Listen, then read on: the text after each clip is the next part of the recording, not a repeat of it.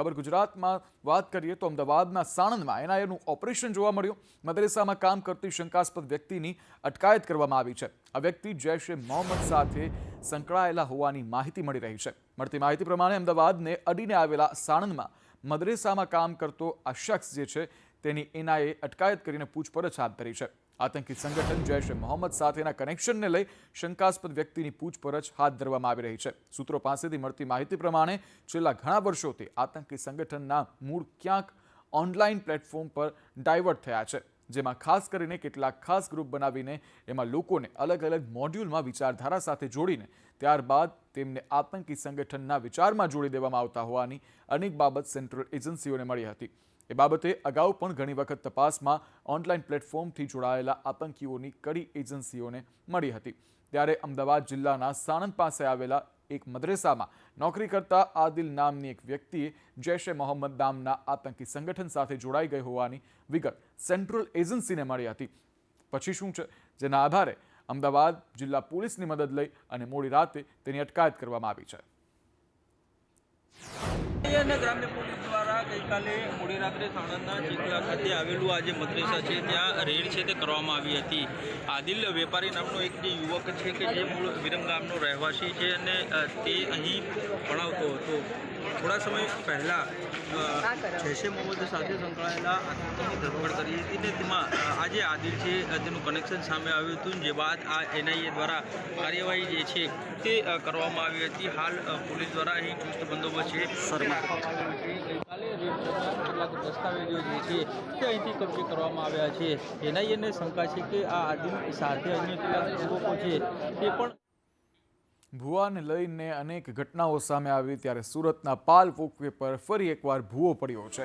એક જ જગ્યાએ સતત સાત વાર ભૂવો પડ્યો છે. એક કે બે કે ત્રણ વાર નહીં, પરંતુ 7 વાર ભૂવા પડ્યા છે. 3 મહિના પહેલા પણ આ એ જ જગ્યા છે કે જ્યાં ભૂવો પડ્યો હતો. મનપાએ રિપેરિંગના નામે લીપાપોતી કરી નાખી. ભૂવો પડ્યા બાદ બ્લોક બેસાડ્યા હતા. જોકે બ્લોક બેસી જતા વાહન ચાલકો ખાડામાં પડ્યા હોવાની પણ અનેક ઘટનાઓ સામે આવી, જેના સીસીટીવી દ્રશ્યો પણ સામે આવ્યા છે, જે આપ ટીવી સ્ક્રીન પર જોઈ શકો છો. ત્યારે તંત્રને લઈને અનેક સવાલ ઉઠી રહ્યા છે, કારણ કે એક જગ્યાએ એક જ જગ્યા પર 7 વાર ભૂવા પડવા તે તંત્રની કામગીરી પર સવાલ ઉઠાવે છે અને તંત્રની કામગીરીના જવાબ આપે છે.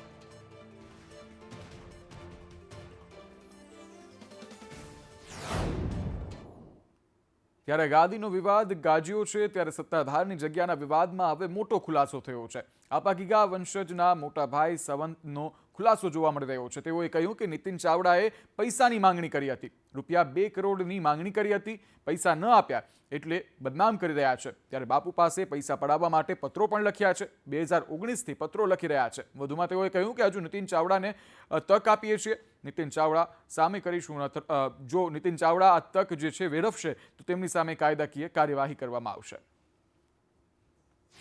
નીતિનભાઈ જ્યારે બાપુ પહેલી વાર સાધુ થયા નાગાબાવા, ત્યારે એ ટાઈમે પણ નીતિનભાઈ એમને ત્યાં દબાવવા માટે ગયા હતા, એમના ગુરુને દબાવવા માટે ગયા હતા અને કંઈક ત્યાં ખેલ કર્યા હતા. ત્યાર પછી છેલ્લા 20 વર્ષથી સત્તાધારમાં આવીને પણ ઘણીવાર બાપુની સાથે જીબાજોડી કરી ગયા છે, ઝઘડા કરી ગયા છે અને આવીને એક જ વાત કરે કે મારા પૈસા તું મને આપ. નીતિનભાઈ સામે હજી એક અમે તક આપીએ છીએ. જો એ બંધ થઈ જાય તો સારી વાત છે. પૂજ્ય આપા ગીગાની ગાદીને જે નુકસાન ન કરવાનું એટલું મોટું નુકસાન કરી રહ્યા છે. વિજય બાપુ સાથે એમના અંગત પ્રશ્નો હશે તો અંગત પ્રશ્નો હોય તો બાપુની સામે આવીને એણે પ્રશ્નો સોલ્વ કરવા જોઈએ. મહત્વના સમાચાર સામે આવી રહ્યા છે. મોતના સોદાગર એટલે કે ખ્યાતિ હોસ્પિટલના કાંડમાં સંકળાયેલા તમામ લોકોને લઈને તેમાંથી મુખ્ય ચહેરો એટલે કે કાર્તિક પટેલ, કે જે હોસ્પિટલમાં 50.58% ભાગીદાર હોવાનું સામે આવ્યું છે. આ વાત એફિડેવિટમાં જોવા મળી રહી છે. એફિડેવિટમાં કાર્તિક પટેલનો આ ખુલાસો થયો છે. તમામને પ્રેશર આપી અને નફો લાવવાનો કાર્તિકનો ઉદ્દેશ્ય હતો. ફ્રી કેમ્પ યોજવા માટે માર્કેટિંગ ટીમને ફોર્સ કરતો હતો. ત્યારે હોસ્પિટલમાં આર્થિક વ્યવહાર કાર્તિકની સૂચનાથી ચાલતો હતો. જામીન ના આપવા માટે ક્રાઇમ બ્રાન્ચે હાલ તો કોર્ટને વિનંતી કરી છે. જામીન અરજી કરી હતી કાર્તિકે. ત્યારે કોર્ટમાં કરેલી એફિડેવિટમાં ક્રાઇમ બ્રાન્ચે મુદ્દાઓ પણ રજૂ કર્યા છે. તે 50.58% ભાગીદાર હતો અને પોતાની મનમાની ચલાવતો હતો અને લોકોના જીવ સાથે ચેડા કરતો હતો અને લોકોના જીવને લઈ અને ખેલ ખેલતો હતો. ખ્યાતિ પીએમજય કાંડ બાદ સરકાર હવે જાગી ગઈ છે. રાજ્ય સ્તરે allied the anti fraud unit બનાવવામાં આવશે. ફરિયાદી આવશે, ત્યાં આકસ્મિક ચેકિંગ કરવામાં આવશે. ફરિયાદ કોઈ પણ સામે આવી ત્યાં ચેકિંગ હાથ ધરાશે, જ્યારે હોસ્પિટલ્સ અને શંકાસ્પદ કામગીરીનું ચેકિંગ ધરાશે.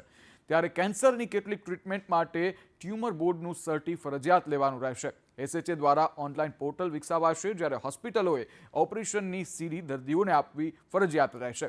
એન્જિયોગ્રાફી, એન્જિયોપ્લાસ્ટીની સીડી આપવી રહેશે, ત્યારે હોસ્પિટલોએ સીડી SHAને પણ જમા કરાવવી પડશે.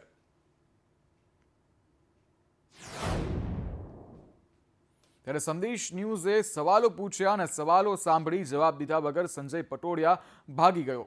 કાર્તિક પટેલના એફિડેવિટમાં ખુલાસા બાદ સંદેશ ન્યૂઝે સવાલ પૂછ્યા કે ડોક્ટર સંજય પટોડિયાએ આ બાબતે જવાબ દેવાને બદલે મૌન ધારણ કર્યું.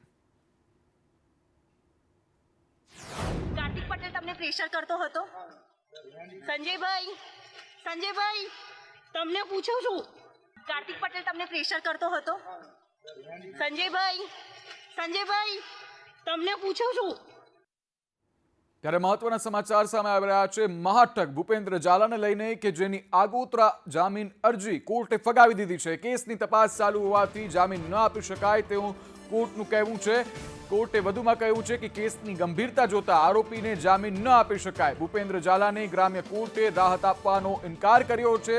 6,000 કરોડનું ફુલેકું ફેરવનાર ભૂપેન્દ્ર ઝાલાએ કોર્ટમાં આગોતરા જામીન અરજી કરી હતી. જો કે હાલ આજ રોજ કોર્ટે આ અરજીને ફગાવી છે. કેસની ગંભીરતાને જોતા આરોપીને જામીન ન આપી શકવાનું કોર્ટે કહ્યું છે. સાથે જ આ અરજી જે છે તે ફગાવવામાં આવી છે. આગોતરા જામીન અરજી કોર્ટ દ્વારા ફગાવવામાં આવી છે. ત્યારે કેસની ગંભીરતાને જોતા આ અરજી ના કરવા માટેની કોર્ટે અરજી જે છે તે ફગાવી છે કોર્ટે. ત્યારે અનેક લોકોના કરોડો રૂપિયા ચાઉ કરી ગયેલો આ ભૂપેન્દ્ર જે છે તેના અરજી જે છે તે કોર્ટે ફગાવી દીધા છે.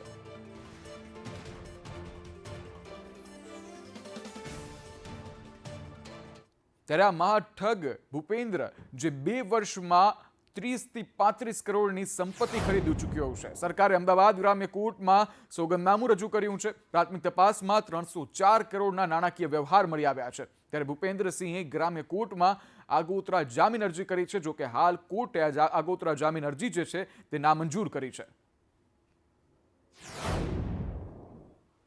તો BZ ગ્રુપના 6,000 કરોડના કૌભાંડને લઈ તપાસ તેજ જોવા મળી રહી છે. કૌભાંડ અંગે ગ્રુમોર કેમ્પસને લઈ અને મહત્વના ખુલાસા થયા કે જેમાં આદિજાતિ વિદ્યાર્થીઓની શિષ્યવૃત્તિમાં ગોલમાલ થતી હતી. વિદ્યાર્થીઓની ફીની રકમના નાણાં BZમાં ટ્રાન્સફર થઈ જતા. CIDએ ગ્રોમોર હાઈસ્કૂલના પ્રિન્સિપાલની પણ હાલ આ બાબતે પૂછપરછ હાથ ધરી છે. જ્યારે 80 વિદ્યાર્થીઓની 70 લાખની ગ્રાન્ટની ટ્રાન્સફર અંગે તપાસ હાથ ધરવામાં આવી છે. પ્રતિ વિદ્યાર્થીએ 60,000ની ગ્રાન્ટ સરકાર ચૂકવતી હતી. રહેવા, જમવા અને શૈક્ષણિક ફી સહિતની રકમ ચૂકવવામાં આવતી હતી. ત્યારે મંત્રીનો ભત્રીજો ગ્રોમોરમાં અભ્યાસ કરતો હોવાનું પણ સામે આવ્યું છે.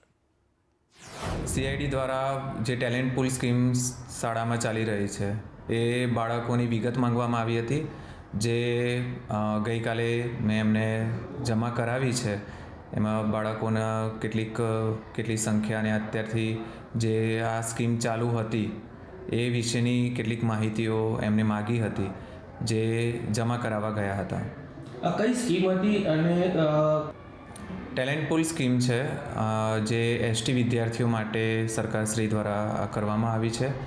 અને આમાં બાળક દીઠ દર વર્ષે એમના રહેવા અને અભ્યાસ અર્થે 60,000 જેવા રૂપિયા મળતા હતા. આગળ વાત કરવી છે સંસ્કારી નગરી વડોદરાની કે જ્યાં 45 વર્ષીય નરાધમની એક વિકૃત કરતૂત સામે આવી છે, જે સાંભળી અને તમે પણ ચોંકી ઉઠશો. રોડ ક્રોસ કરાવ્યા બાદ હોઠ પર બચકા ભરી લીધા. બાળાને રોડ ક્રોસ કરાવી અને પહેલા તો વિશ્વાસમાં લીધી અને ત્યારબાદ આ કૃત્ય કર્યું. ખિસકોલી સર્કલ વાળા રોડ પાસેનો આ બનાવ છે જે સામે આવી રહ્યો છે. જો કે ફરિયાદના આધારે હાલ આ નરાધમ રવિ વાઘેલાને ઝડપી પાડવામાં આવ્યો છે. નકલીનો ખેલ ખૂબ લાંબુ છે અને લિસ્ટ પણ ખૂબ લાંબુ છે. ત્યારે રાજકોટમાં અસલી કચેરીમાં નકલીનો ખેલ જોવા મળ્યો છે. સબ રજિસ્ટ્રાર કચેરીમાં નકલી દસ્તાવેજનો પર્દાફાશ થયો છે. નકલી દસ્તાવેજના કૌભાંડમાં પોલીસ ફરિયાદ પણ નોંધાઈ છે. જ્યારે કોમ્પ્યુટર ઓપરેટરના સુપરવાઇઝર સહિત 3 સામે ગુનો નોંધાયો છે. જયદીપ ઝાલા, કિશન ચાવડા, હર્ષ સોનીની સામે ફરિયાદ નોંધાઈ છે. આરોપીઓ કિંમતી દસ્તાવેજનો નાશ કર્યાનો ખુલાસો કર્યો છે. હસ્તલેખિત દસ્તાવેજોના સ્કેનિંગ રેકોર્ડ પણ ડિલીટ કરી નાખ્યા છે. ત્યારે દસ્તાવેજો ડિલીટ કરીને ખોટા રેકોર્ડ સ્કેનિંગ કરીને સેવ કરતા હતા. આરોપીઓ ખોટા દસ્તાવેજ બનાવી અને ઉપયોગ કરતા હતા. સબ રજિસ્ટ્રારના અધિકારીએ આ બાબતે પોલીસ ફરિયાદ નોંધાવી છે. પ્રદ્યુમન નગર પોલીસે ફરિયાદ નોંધી વધુ તપાસ હાથ ધરી છે. ત્યારે હાલ CGST એક્ટિવ જોવા મળી રહ્યું છે. ત્યારે રાજકોટમાં CGSTના વધુના 2 ગ્રુપ પર દરોડા જોવા મળી રહ્યા છે. પ્રાઇડ ગ્રુપ અને ધ વન વર્લ્ડ બિલ્ડરને ત્યાં દરોડા પાડવામાં આવ્યા છે. પ્રાઇડ ગ્રુપના અનેક જગ્યાએ કોમર્શિયલ કોમ્પ્લેક્સ છે. ત્યારે પ્રાઇડ ગ્રુપના સંચાલક રોહિત રમાણી છે. ધ વન વર્લ્ડ ગ્રુપે અનેક પ્રોજેક્ટો બનાવ્યા છે કે જ્યારે આ બંને જ ગ્રુપ પર હાલ CGSTના દરોડા જોવા મળી રહ્યા છે. તો બનાસકાંઠાના દાંતામાં યુવકના મોતને લઈ અને રોષ જોવા મળી રહ્યો છે. યુવકની હત્યા થઈ હોવાના પરિવારજનોના આરોપ છે. ત્યારે દાંતાના અભાપુરા ગામની આ ઘટના છે જે સામે આવી રહી છે. મૃતકને મિત્રો કૂવા પર પાર્ટી કરવા માટે લઈ ગયા હતા. મૃતક બેભાન થતા મૃતકને તેના ઘરે મૂકી ગયા. ત્યારે યુવકને મૃત અવસ્થામાં મૂકી ગયાનો આરોપ છે. જ્યારે મૃતકના પરિવારજનોએ આ આક્ષેપ કર્યા છે. 15 કલાક વીતી ગયા છે, તેમ છતાં પોલીસનો સહયોગ ન મળવાનો પણ આક્ષેપ કરાઈ રહ્યો છે. મોટી સંખ્યામાં લોકો દાંતા પોલીસ મથકે ભેગા થયા છે.